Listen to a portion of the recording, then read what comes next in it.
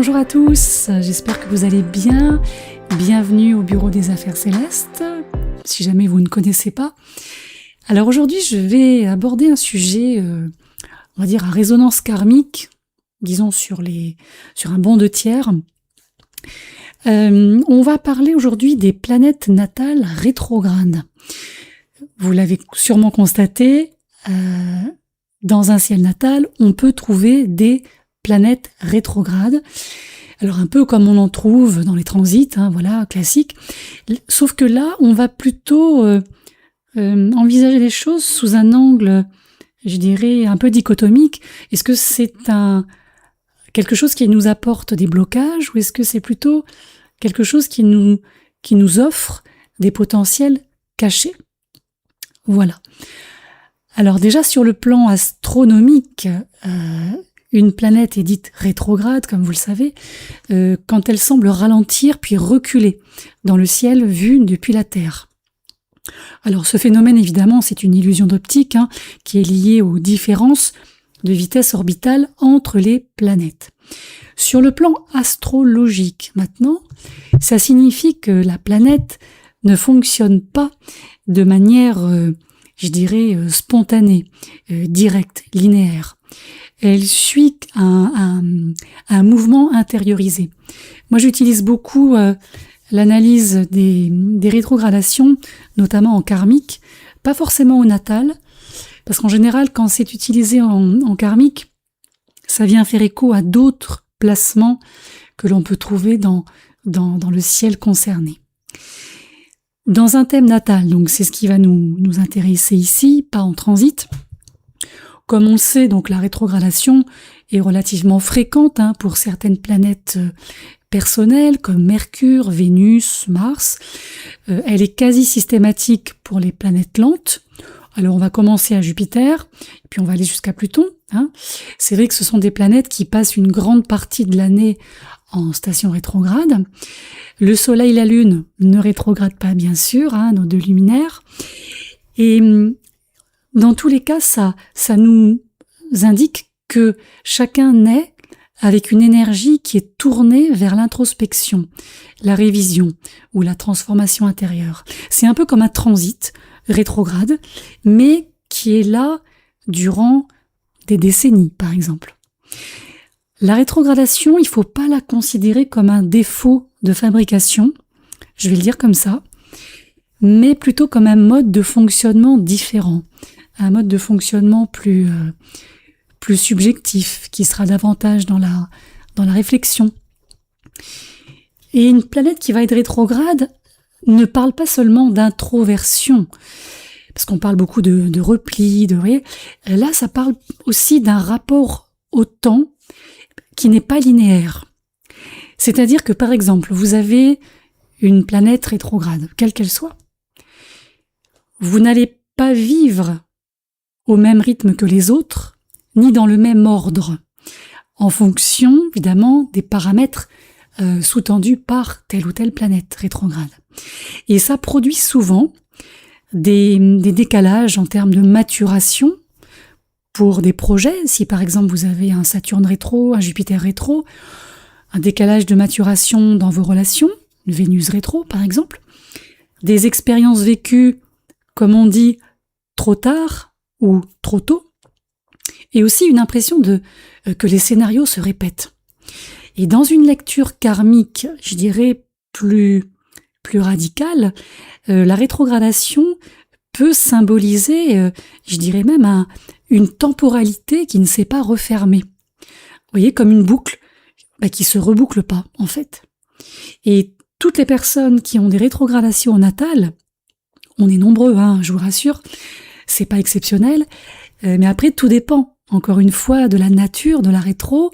Donc ça, je vous en parlerai après, par rapport aux planètes, par rapport aux maisons, les planètes rétro dans telle et telle maison.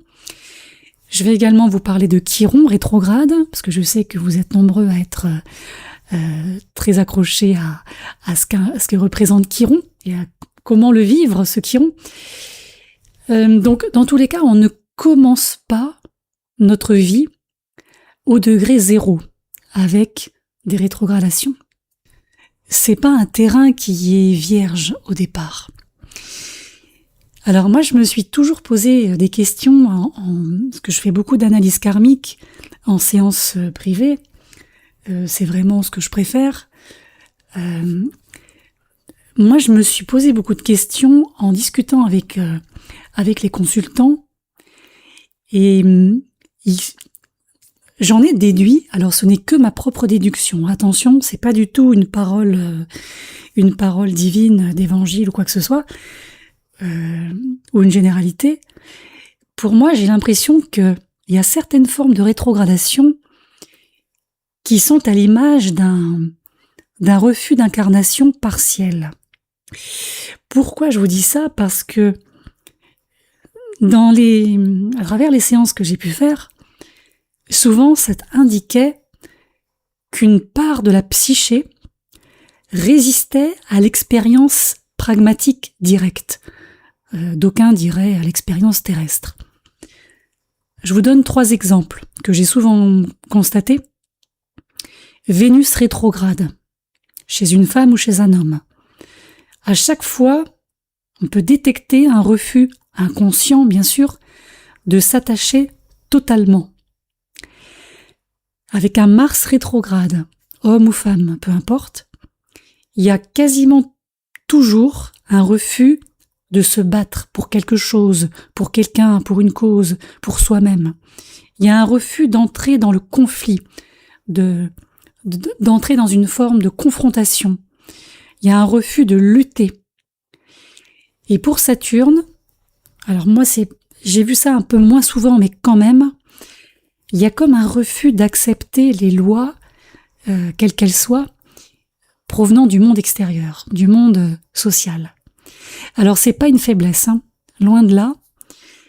Pour moi, c'est plus si je fais la synthèse de tout ça et que si je devais en tirer une conclusion, je dirais que ça fait penser à une mémoire dans laquelle cette fonction vénusienne, martienne, saturnienne aurait été vécue comme trop violente, trop contraignante, trop coûteuse au sens large. Et une planète qui est rétrograde au natal, comme je l'ai évoqué au début, fonctionne rarement de manière fluide. Elle va faire souvent alterner une inhibition et une expansion de type surdécharge. On va trop décharger quelque chose. Ce qui peut donner, par exemple avec un Mercure natal rétrograde, une alternance entre le silence, quelqu'un qui va pas parler du tout, et qui va d'un coup parler, décharger tout ce qu'il a à dire, un peu n'importe comment, tout va déborder en fait à ce niveau-là. Pour Vénus, ça va être la même chose, mais sur un autre domaine, sur un autre plan. On va avoir une forme de retrait, on va avoir une forme d'abstinence, tout domaine confondu, si vous avez bien compris, et un attachement absolu, presque toxique, voire surtoxique, avec les mauvaises personnes, mais pour des raisons que la personne elle-même ne comprend pas. Et avec un Mars rétrograde, on va voir des alternances de passivité et de colère explosive. On va voir comme ça la personne qui, de très effacée, va péter un câble d'un coup, personne va comprendre. Et c'est vrai que derrière toute forme de rétrogradation, il y a aussi une forme de solitude structurelle. C'est-à-dire qu'une planète rétrograde isole. Alors pas forcément socialement, mais intérieurement. Alors pourquoi? Parce qu'en fait, la fonction de cette rétrogradation ne se cale pas, n'arrive pas à se caler sur le collectif. Et la personne ne se reconnaît pas dans les schémas standards, dans les réponses standards, dans le banal, si vous voulez. Donc, elle va avoir le sentiment d'être à côté, de pas être comprise dans le domaine qui correspond à la planète rétro. Et du coup, elle va se construire, elle va je dirais, s'éduquer de manière auto-référencée, c'est-à-dire en fonction d'elle-même. Mais c'est vrai que c'est aussi ce qui produit des personnes profondément singulières. Et c'est ça l'intérêt. C'est vrai que moi j'ai souvent tendance à dire les personnes qui ont en tout cas plus de 4 planètes rétrogrades, donc au-dessus de 4, voire 5, 6, donc quasiment toutes les rétrogradations possibles, c'est souvent des vieilles âmes. C'est souvent des personnes qui portent beaucoup et qui, évidemment, sont très souvent en décalage avec le monde parce qu'elles ne sont pas... c'est pas qu'elles sont pas adaptées, mais il y a tellement de... Le décalage est tellement grand que il y a cette nécessité d'autoréférencement. C'est je fais comme je pense devoir le faire parce que de toute façon, je n'arriverai pas à le faire comme on m'a dit de le faire. Donc si on reste sur l'optique karmique, oui, certes, on va parler d'un bagage karmique. Alors c'est pas une dette, c'est pas une dette karmique d'avoir des rétrogradations, c'est un bagage karmique. Mais c'est encore plus que ça pour moi, c'est un travail karmique. Une planète qui est rétrograde ne demande pas seulement à être guérie, elle demande d'être reconfigurée, un peu comme un ordinateur, c'est-à-dire ne pas reproduire, ne pas réparer, mais à l'identique. Vous voyez, on refait la même chose. Là, il faut changer la façon même d'utiliser l'énergie rétrograde. Par exemple, un Mars rétrograde au natal, on lui demande pas de devenir un Mars normal, entre guillemets. On lui demande de devenir un Mars non violent, si possible, un Mars conscient, et pourquoi pas un Mars stratégique.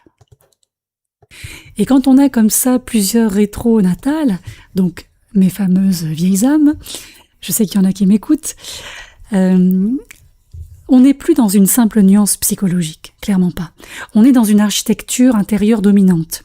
On est dans une vie qui est orientée vers l'introspection, vers le décalage, comme je vous le disais, et vers une réécriture personnelle. Et ça peut donner des trajectoires atypiques, des vies non linéaires, et parfois souvent un sentiment d'être hors du cadre. Alors vous allez me dire, oui, mais alors est-ce qu'on les a rétrogrades toute une vie ? Le moment du retournement, le moment où la rétrogradation passe en station directe.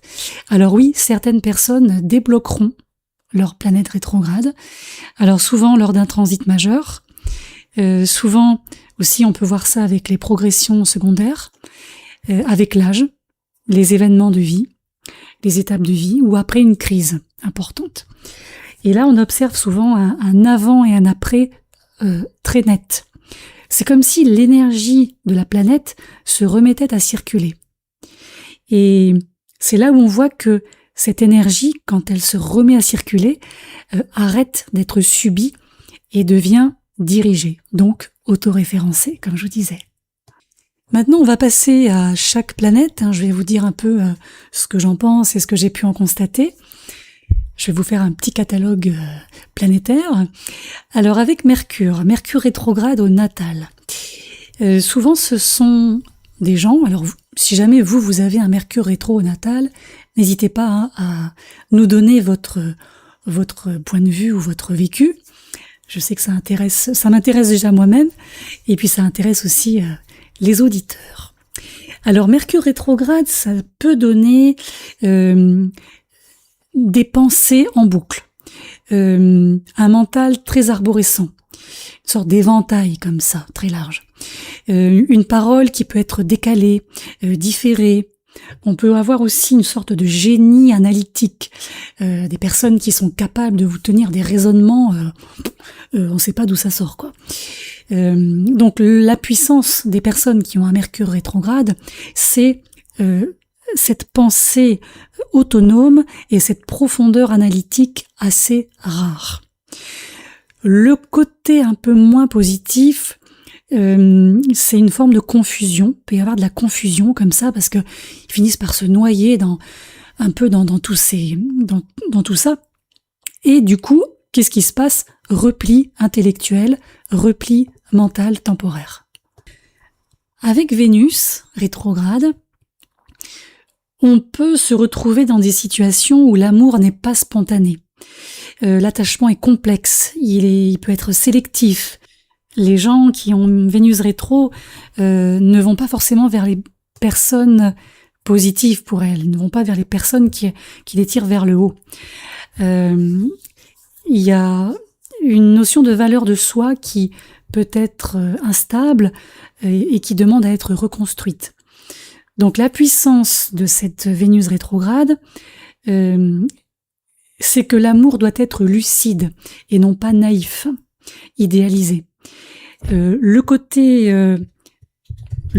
part d'ombre, je dirais, de cette Vénus, ce serait justement les relations karmiques lourdes, les relations au sein desquelles rien n'est équilibré et tout est dépendance. Il y a également ce côté retrait affectif total, les gens qui décident de bon, de toute façon, moi ça fonctionne pas, donc je laisse tomber. En ce qui concerne un Mars rétrograde, alors là on voit souvent que l'action est freinée ou inversée. Donc ça veut dire qu'elle va être dynamisée, mais pas dans le bon sens. On voit aussi beaucoup de colère intériorisée qui va se terminer en explosion. On a aussi des difficultés à vouloir les choses directement, c'est-à-dire à initier une volonté. Il faut toujours passer par l'un, par l'autre, par des chemins de traverse comme ça. Là, le point positif d'un Mars rétrograde, c'est la stratégie et c'est surtout le fait de savoir maîtriser cette force. Parce que Mars est une force. La part d'ombre de ce Mars rétrograde, ce serait justement l'inverse, une forme de passivité, de ne pas utiliser les paramètres martiens et du coup d'arriver sur des systèmes d'auto-sabotage. Quand on a un Jupiter rétrograde maintenant, donc là on commence à arriver vers les planètes personnelles, donc qui restent rétrogrades plus longtemps. Alors ici on a souvent des personnes qui rejettent toute forme de dogme, qui ont une foi intérieure et non pas une foi dans la société. Donc le point positif, c'est cette sagesse personnelle qui est à retrouver et qui est à entretenir. À l'inverse, la part d'ombre d'un Jupiter rétro, c'est une perte de repère. C'est-à-dire qui je suis par rapport à la société, qu'est-ce que la société représente par rapport à ce que je suis. Vous voyez, une espèce d'interaction dans laquelle on peut se perdre, justement. Saturne rétrograde. Alors Saturne rétrograde marque souvent une autorité internalisée. Pour moi, c'est un petit peu un Jupiter rétro plus, un peu plus dur. Et souvent, ce sont des gens qui portent un jugement sur eux-mêmes qui est très dur, qui est sans concession. Le côté positif, c'est retrouver une autonomie absolue. La part d'ombre, justement, faites attention si c'est votre cas, attention à cette rigidité intérieure et qui peut engendrer une forme de culpabilité.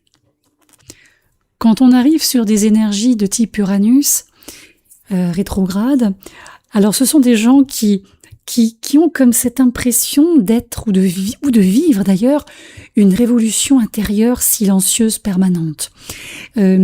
C'est-à-dire ce sont des gens qui ont cette liberté mentale totale. Par contre, la part d'ombre, c'est ce sentiment d'étrangeté, ce sentiment de pas cadrer du tout avec le monde, avec voire même la civilisation dans laquelle ils se trouvent. Il y a un énorme décalage. Je crois que c'est les gens qui sont les plus décalés. Et quand je dis ça, c'est pas du tout péjoratif, hein, bien au contraire. On arrive sur Neptune. Alors j'allais dire les Neptuniens, les gens qui ont Neptune en rétrograde au natal, sont des gens qui ont un immense monde intérieur. Alors leur puissance à ces gens-là, c'est d'entretenir une lucidité spirituelle approfondie. Ça, c'est important. Et de faire attention à ne pas tomber dans des formes de confusion ou de fuite. Pour Pluton, alors Pluton, c'est vrai que c'est une rétrogradation qui concerne énormément de monde. C'est une rétrogradation qui généralement est rattachée à des mémoires de civilisation en termes d'incarnation. Là, on est sur des groupes de personnes, littéralement, qui ont un rapport très intense à la notion de contrôle, donc ou une très forte attirance ou un très fort rejet, et qui vivent quasiment constamment des crises intérieures invisibles, évidemment. Alors, la puissance de ce Pluton rétrograde natal, c'est la transformation radicale, qui est à accepter et qui est à transmuter. Le risque d'un Pluton rétrograde, c'est évidemment toutes les formes d'enfermement et toutes les formes d'obsession. En ce qui concerne Chiron maintenant, alors Chiron, c'est vrai que c'est un astéroïde qui peut être rétrograde entre 5 à 6 mois par an, donc quasiment la moitié de l'année. Ici, quand elle est rétro-natale, cette énergie, c'est que la blessure est tournée vers l'intérieur. Comme on sait, Chiron, même en station directe, ne fonctionne jamais comme une planète classique, comme on le sait, représente une blessure, une faille, mais aussi la capacité à accompagner, à comprendre et à transmettre. Et quand il est rétrograde, ce Chiron, qu'est-ce qui se passe ? Tout ça se retourne vers l'intérieur. C'est pour ça que c'est important de regarder où se trouve Chiron en termes de maison. Dans quelle maison Chiron est rétrograde ? Parce qu'ici, la blessure chironienne, elle n'est pas seulement vécue, elle est intériorisée, donc a priori digérée, mais aussi parfois enfermée. Et avec un Chiron rétrograde, il y a souvent une souffrance qui est difficile à expliquer avec des mots, MOTS. Il y a une sensation de décalage sans qu'il y ait de cause évidente a priori, et une blessure qui ne passe pas forcément par des événements pragmatiques, clairs, mais plutôt par un ressenti un peu diffus comme ça, vous voyez. Et c'est pas forcément ce qui est arrivé qui blesse, mais c'est plutôt la façon dont ça a été vécu intérieurement. Et ça donne souvent des personnes qui sont très très très lucides sur elles-mêmes, moi j'ai constaté, mais qui ont du mal à mettre des mots, des termes précis sur leur douleur. Ce que j'ai remarqué aussi, c'est que contrairement à un Chiron direct, qui peut chercher des solutions à l'extérieur, il n'y a pas de souci. Quand on a Chiron rétrograde, ça va plutôt nous pousser vers l'introspection, l'auto-analyse, une forme d'autothérapie, si vous préférez. Et ce sont des gens qui apprennent souvent à se réparer seuls. Ce qui est très bien, c'est honorable. Mais il y a un revers. Le revers, c'est la difficulté à demander de l'aide. C'est une tendance à se refermer aussi. Et c'est aussi l'impression que personne ne peut vraiment comprendre. Et comme vous vous en doutez, quand on a Chiron rétrograde, ça peut indiquer aussi une blessure karmique. Donc blessure qui ne date pas d'hier, mais encore bien avant. Quelque chose qui a déjà été traversé, mais pas complètement intégré. Et c'est pas une découverte, c'est plutôt une réactivation. On pourrait même dire que, en fait, on ne découvre pas la blessure, on la reconnaît.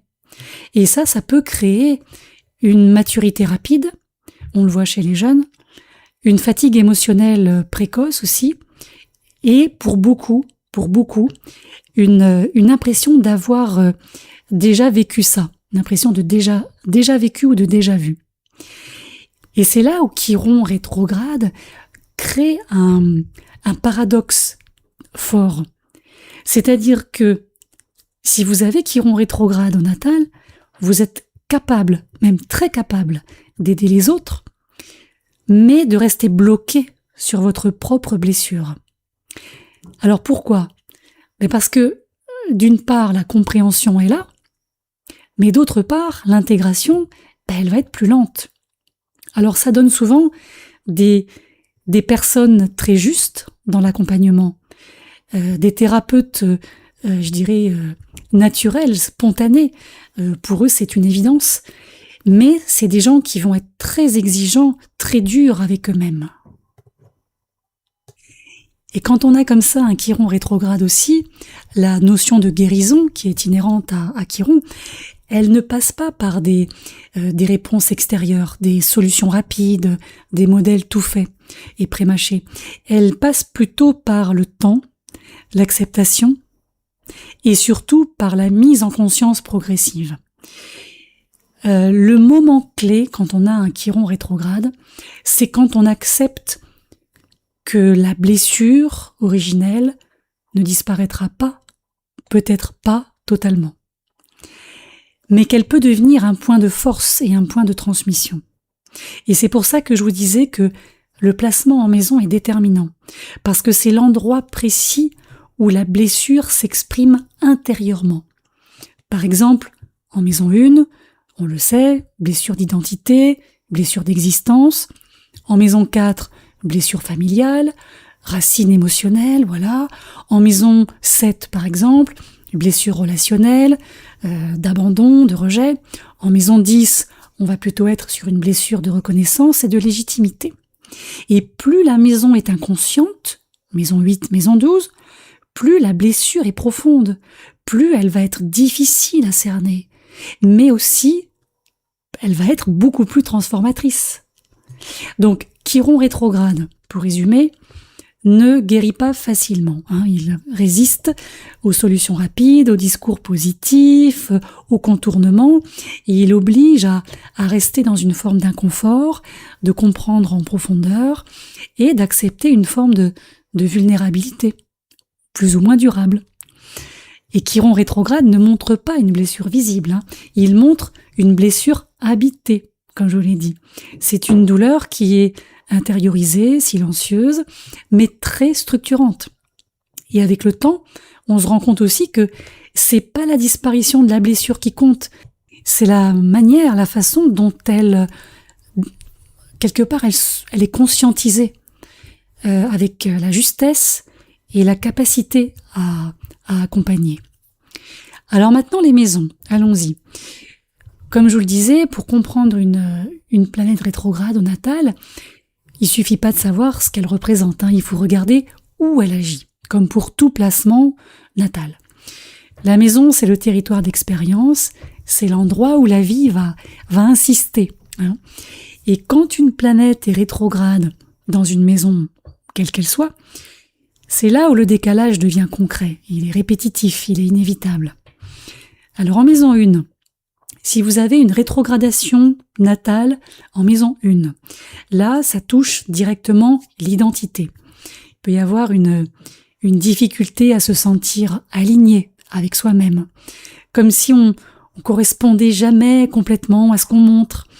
Alors l'identité elle se construit lentement, souvent à contre-courant, aux grandes dames de l'environnement, des gens qui vous entourent. Il y a parfois cette sensation aussi d'être là, mais sans être totalement incarné au départ. Voilà. Alors avec le temps, ça donne une identité profondément consciente, choisie et non subie. Quand on a maintenant une rétrogradation, ou plusieurs, en maison 2, natale, là c'est la notion de valeur qui est en jeu. La valeur personnelle, mais aussi la sécurité matérielle. Là, alors rien n'est stable au début. L'estime de soi peut fluctuer, le rapport à l'argent est peut-être irrégulier, non linéaire, il faut souvent désapprendre des conditionnements profonds, bien enracinés, il faut revenir aussi à une valeur intérieure et pas forcément dépendante du regard extérieur. Et quand tout ça se stabilise, c'est là où vous ne dépendez plus de rien pour vous sentir solide. C'est pas une maison évidente pour les rétrogradations, je dois dire. En maison 3, alors ici on entre dans la sphère du mental et de la communication. Ici, c'est souvent la pensée qui ne suit pas les chemins classiques. Comme tout à l'heure, je vous le disais pour Mercure, par exemple, qui dirige la maison 3. C'est une pensée qui peut être en boucle, en spirale, en éventail, en arborescence. La parole peut être retenue ou décalée, comme si le bon mot arrivait toujours trop tôt ou trop tard. Mais il y a une richesse qui est immense là. C'est une capacité à penser autrement, à voir les angles morts que les autres ne voient pas. Et ce sont souvent des esprits qui comprennent ce que les autres soit ne comprennent pas, clairement, soit ce que les autres ne formulent pas encore. En maison 4 maintenant. Alors en maison 4, ici c'est une rétrogradation en termes de placement, quelle qu'elle soit, qui vous plonge dans le passé familial, le passé émotionnel et parfois aussi souvent même le passé transgénérationnel. Il y a quelque chose qui ne passe pas, justement, si on parle du passé. Il y a quelque chose qui reste actif. Ici, on ne peut pas simplement tourner la page. Ici, il faut revisiter, comprendre, intégrer, réintégrer. Et ça peut être lourd, mais ça donne aussi une profondeur émotionnelle qui est rarement égalée dans ce genre de maison, sachant que c'est une maison dite angulaire. En maison 5, alors là, c'est l'expression de soi qui est concernée directement.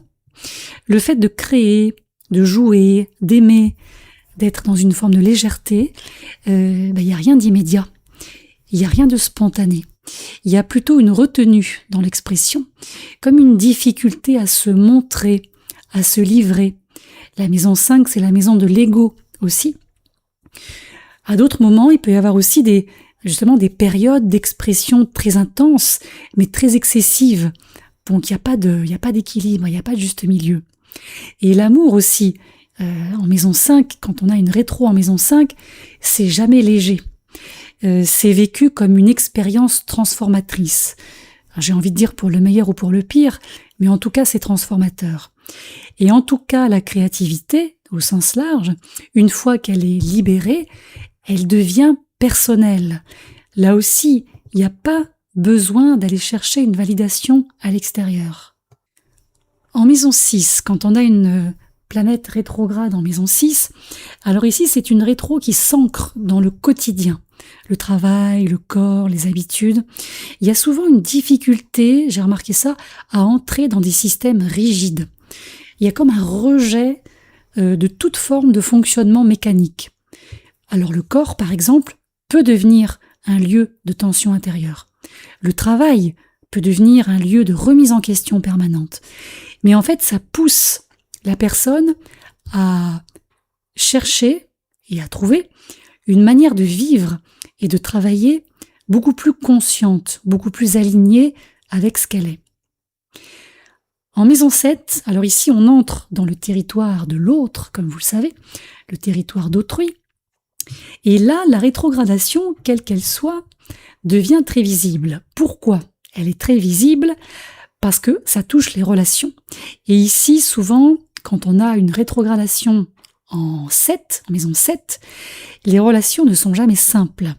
Elles sont souvent intenses, elles sont souvent inévitables, elles sont donc karmiques la plupart du temps. C'est des personnes qui ont tendance à attirer des miroirs très puissants. Des miroirs qui vont refléter souvent des parts d'ombre, évidemment. Des situations aussi qui vont obliger la personne à se voir telle qu'elle est, sans maquillage, sans rien.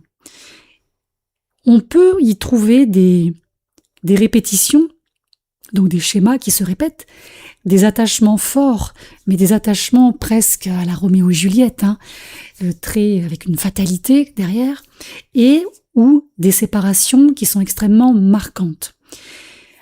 À travers tout ça, l'idée, quand la rétrogradation s'achève, ou en tout cas est suspendue, on peut obtenir même, je dirais, une compréhension beaucoup plus fine du lien qui se construit avec qui que ce soit.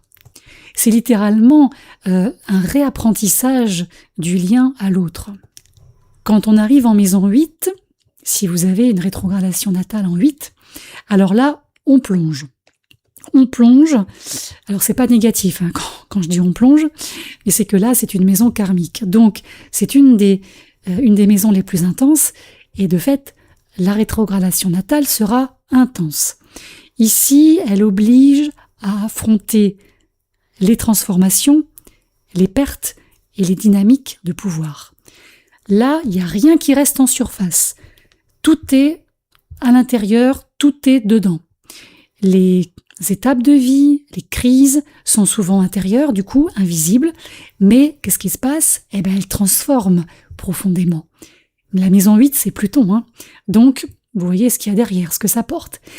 Donc, c'est une position qui n'est pas toujours très agréable, c'est souvent un placement qui est difficile, surtout quand on est jeune, mais qui donne avec le temps une capacité de régénération exceptionnelle, clairement. Au niveau de la maison 9, alors quand on a une rétro natale en 9, ici c'est la notion de sens qui vacille. Ça va être par exemple des croyances héritées qui ne tiennent pas, des vérités toutes faites qui ne suffisent pas ou qui ne suffisent plus. Ce sont souvent des gens qui sont en quête de quelque chose. C'est souvent des gens qui sont solitaires dans cette quête. Ils vont douter, ils vont chercher, ils vont rejeter, mais ils finissent par construire une vision du monde qui leur est très personnelle. Au niveau de la maison 10, alors ici, les rétrogradations natales en 10 touchent en général à la trajectoire de vie. Ce sont souvent des personnes dont comme on dit, la carrière n'est pas linéaire. La reconnaissance peut être tardive ou différente de ce qu'ils attendaient. C'est des gens qui ne suivent pas les chemins classiques et souvent ça crée du doute. Est-ce que je suis sur la bonne voie? Est-ce qu'il faut que je change? Est-ce qu'il faut que j'attende? Et en fait, avec le temps, on voit que il y a comme une forme de puissance, d'autorité personnelle qui est capable d'émerger, indépendamment du regard social. En maison 11, c'est le rapport au collectif qui est comme décalé. Souvent, ce sont des gens qui se sentent en marge des groupes, qui ont plus envie d'observer que de participer de manière active. C'est des gens qui entretiennent des amitiés atypiques, qui vont évoluer de manière inattendue. Mais en fait, derrière tout ça, il y a souvent une vision très claire et très lucide du futur, de la notion de collectif, et avant toute chose, et par-dessus tout, des dynamiques humaines. Et enfin, en maison 12, alors évidemment, c'est un peu comme la maison 8, la rétrogradation natale, elle est amplifiée, bien sûr, tout est intériorisé, alors il peut y avoir du retrait, de l'isolement volontaire, hein, et aussi une vie psychique extrêmement riche.